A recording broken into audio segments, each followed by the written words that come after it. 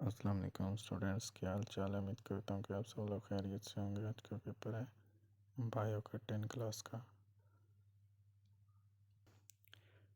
का group A का board है डीजी खान का, डेरा गाजी खान। इसमें आंसर दी क्वेश्चन है 12 नंबर के एमसीक्यूज हैं, बहुत अहम है। आप लोगों ने बिल्कुल नहीं घबराना, इसको अच्छे तरीके से देखने।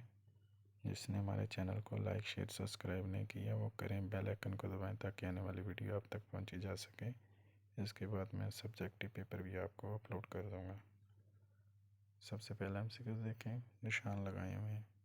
दूसरा देखें, तीसरा देखें, चौथा देखें, पाँचवा, छठा, सातवां, आठवां, नौवां, 10वां, 11वां और 12वां। ये 12 नंबर के एमसीक्यूज बहुत अहम है।